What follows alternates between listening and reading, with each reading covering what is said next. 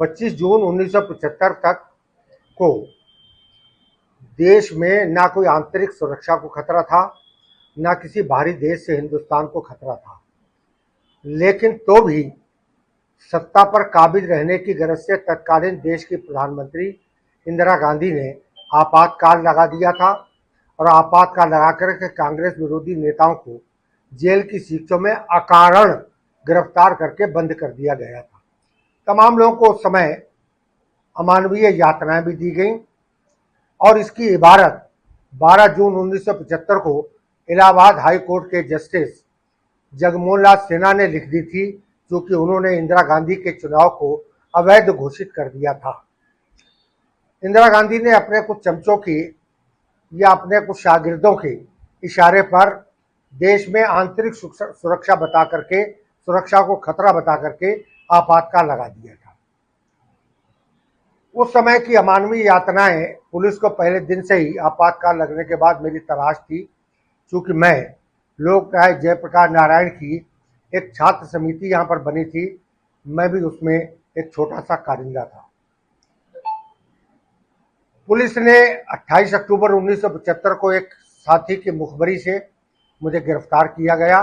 दूसरा एक कारण मेरी गिरफ्तारी का और था, वो ये था कि मैंने तय कर लिया था कि बरेली जिले के सभी आईएएस, आईपीएस और पीसीएस अधिकारियों के आवास और उनके कार्यालयों पर और शहर के सारे थानों के मुख्य द्वार पर मैं आपातकाल के विरोध में पोस्टर चिपकाऊंगा। मैंने पोस्टर चिपकाए भी।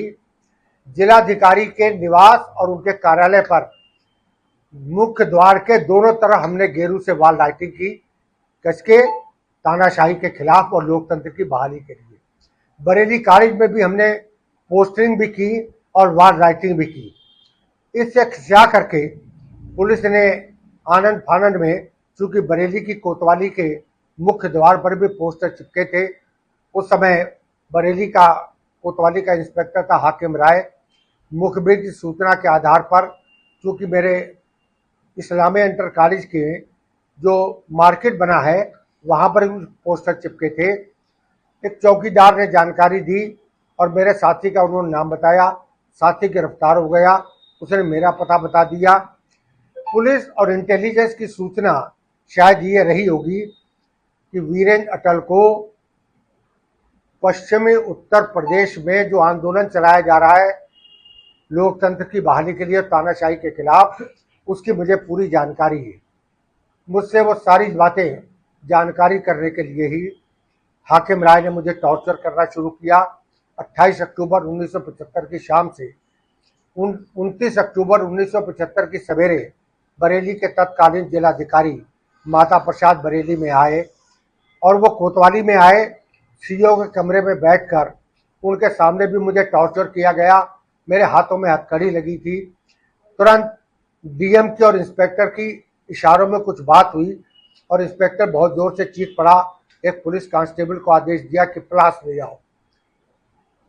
मैंने अपने बहुत दिमाग पर जोर दिया कि हमारे शरीर में ऐसा कौन सा हिस्सा है जो इस प्लास से कसा जाएगा या प्लास से ढीला किया जाएगा। तब तक हाकिम राय के हाथ में प्लास आया और उसने मेरे हाथों के नाखून प्लास से खींचना शुरू कर दिए। ये सारा दृश्य देखकर मेरा साथी घबरा गया। उसको ये लगा अब यही सारा दृश्य मेरे साथ भी दोहराया जाएगा। तो उसने, उस समय विद्यार्थी परिषद के पश्चिमी उत्तर प्रदेश के संगठन मंत्री थे श्रीनिवास का पता बता दिया कि श्रीनिवास इस समय सुभाष नगर में रहते हैं। मेरे हाथों से खून बह रहा था और पेट्रोल कार नंबर 1 में हमको जबरदस्ती लादा गया और पुलिस के लोग हमारे साथ हाथ में रिवॉल्वर लिए हुए सुभाष नगर हमको ले गए। वाजपेयी मिष्ठान भंडार के पास गाड़ी रुकी, क्योंकि वहाँ के बगल से जो रास्ता बदायूं रोड पर निकलता है उस रास्ते पर गए। मैंने अपने साथी को इशारे में कहा कि अब मकान का पता तुम नहीं बताओगे, मैं बताऊंगा। मैंने एक गलत मकान का पता बताया। न श्रीनिवास वहाँ पर थे। 3-4 मकानों की तलाशी रही। थक हाक करके मुझे दोबारा से कोतवाली लाया गया और 29 अक्टूबर को मुझे अदालत में पेश किया गया और वहाँ से मुझे जेल में रवाना कर दिया गया। मेरा सिर्फ इतना कहना है कि देश को आज़ाद कराने के लिए स्वतंत्रता सेनानियों ने और क्रांतिकारियों ने बड़ी यातनाएं झेली। मैं अपने जीवन में कभी महात्मा गांधी को, जो अहिंसा के पुजारी थे और जिन पर ये लगता है उनको कि देश को आज़ाद महात्मा गांधी के हिंसात्मक आंदोलन के द्वारा हुआ, मैं इसे सिरे से खारिज करता हूँ। मेरा मानना हिंदुस्तान को आज़ादी क्रांतिकारियों के कारण से मिली, महात्मा गांधी का हिंसात्मक आंदोलन का उसमें योगदान जरूर था। तो मेरे आदर्श रहे शहीद आजम भगत सिंह, नेताजी सुभाष चंद्र बोस, सुखदेव, राजगुरु। तो उनके आदर्शों को मान करके मैंने भी अहिंसा के ऊपर कभी विश्वास नहीं किया था और शायद यही कारण था मुझे गिरफ्तार किया गया था। थाना बारादरी के अंतर्गत आने वाले मेरे निवास था उस समय पुराने शहर का सैसवानी टोला, और मुझे गिरफ्तारी दिखाई गई राजकीय इंटर कॉलेज के मैदान से, जो कि सरासर गलत थी। मेरे साथी को उसने चूंकि आरोप स्वीकार कर लिए थे, उसको 3 महीने की सजा और 5,000 रुपये उस पर जुर्माना पड़ा और वो उसी दिन जेल से बाहर आ गया। मैंने उसको डिनाई कर दिया और परिणाम स्वरूप मेरा वो केस जीएम अदालत से जीएम बहरी भेज दिया गया। 9 महीने बाद मैं उसने अपने इस केस में बाइज्जत बरी हुआ था। बरी होने ही बाहर इंटेलिजेंस के लोग खड़े थे, उनको गच्चा दे करके मैं बाहर चला गया। मैंने कुल मिलाकर के आपसे इतना कहना चाहता हूं कि इस DIR से मैं बरी हुआ। 3 दिन बाद मेरे ऊपर मीसा लग गई, 8 दिन बाद मेरे घर की कुर्की हो गई। लेकिन 1977 में पार्लियामेंट के चुनाव घोषित हो गए। मैं हरदोई जिले में एक शाहबाद लोकसभा क्षेत्र है, मैं वहां से बोरा क्षेत्र को केंद्र बना करके मैंने वहां पार्लियामेंट का चुनाव लड़ाया। 21 मार्च 1977 को देश में जब जनता पार्टी की सरकार बन गई और केंद्र में देश के प्रधानमंत्री बन गए मोरारजी देसाई, तो 21 मार्च 1977 को उन्होंने आपातकाल समाप्त करने की घोषणा की। लोकतंत्र सेनानियों को क्या वो सम्मान मिला जिसके वो हकदार हैं? सच बात यह है कि केंद्र सरकार ने आपातकाल लगाया था। वर्तमान केंद्र सरकार या इससे पहले अटल बिहारी वाजपेयी जी की प्रधानमंत्री वो भी रहे, वे भी भाजपा और संघ के प्रचारक भी रहे थे। लेकिन वर्तमान सरकार के द्वारा आपातकाल के संघर्ष करने वाले योद्धाओं को आज तक केंद्र सरकार के द्वारा कोई सुविधा नहीं मिली है।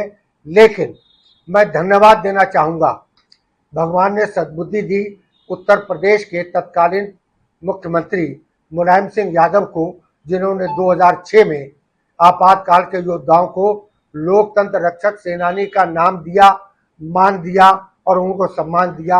ये बात दीगर है, 2007 में मायावती की सरकार बन गई और उन्होंने हमारी सुविधाएं भंग कर दी और हमको हाई कोर्ट का दरवाजा खटखटाना पड़ा। 2012 में हाई कोर्ट का निर्णय आने से पहले प्रदेश के मुख्यमंत्री बन गए अखिलेश यादव जी। उन्होंने हमारे कुछ साथियों को अपने पास बुलाया, जिसमें मुलायम सिंह यादव जी भी मौजूद थे।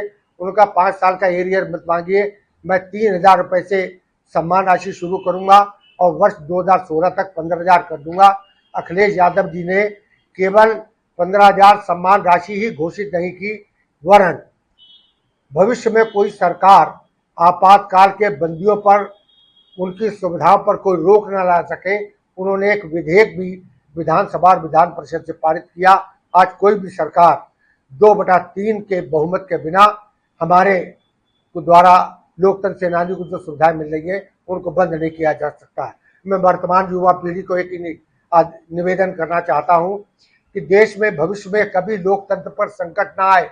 यदि संकट आए तो हम जैसे नौजवानों से कुछ प्रेरणा प्राप्त कर सीख लेते हुए वो देश के लोकतंत्र को मजबूत करने में, और देश पर अगर कभी सब लोकतंत्र पर संकट आए तो कुर्बानी दे करके लोकतंत्र को बचाने में महत्वपूर्ण भूमिका निभाएं। इतना ही निवेदन करना चाहता हूं।